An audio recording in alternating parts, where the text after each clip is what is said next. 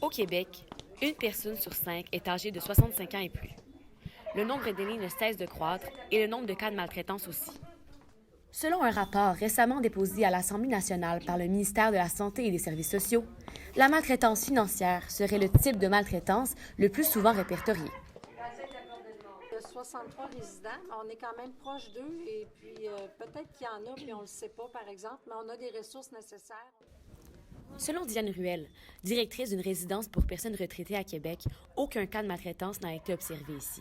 Bien, aussitôt qu'on a une petite cloche qui sonne à quelque part, on vérifie. Mais ce n'est pas partout que ça se passe aussi bien. Samuel Duchesne, travailleur de milieu à la QDR Québec, voit plusieurs cas passer, puisqu'il est celui responsable d'aider les aînés en situation difficile. Il y a toutes sortes d'abus qui peuvent se faire, puis évidemment, on entend beaucoup parler d'abus financiers quand on parle des aînés, étant donné qu'ils ont justement une proximité qui est très, très proche avec les aînés, puis que justement les aînés vivent beaucoup d'isolement. La porte est comme ouverte à ce qu'il y ait des fois des situations plus ou moins honnêtes qui se passent là, vraiment dans la famille. En effet, selon le rapport déposé à l'Assemblée nationale par le ministère, les personnes maltraitantes sont l'enfant de la victime dans 34 des cas. Le fils, par exemple, de la personne aînée peut avoir accès au compte en banque de son parent.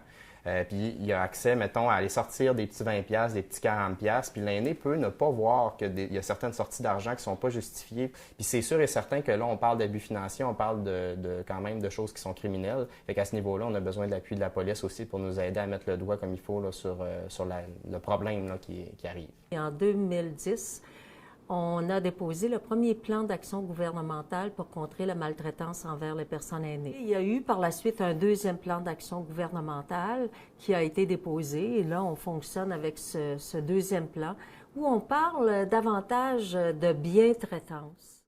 Le gouvernement caquiste porte une attention particulière à la maltraitance chez les aînés. En 2018, un forum a été entièrement consacré à la maltraitance financière. C'est très sournois. C'est sournois parce que la maltraitance financière peut venir des proches.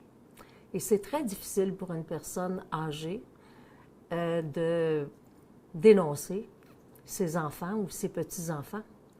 Alors, bien souvent, ça reste un secret de famille. Marguerite Blais, il est important d'avoir un plan d'action pour contrer la maltraitance afin de sensibiliser la population à ce problème.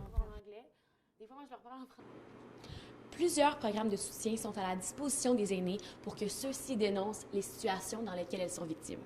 Anne-Sophie Jobin, Concordia Nouvelle, à Québec.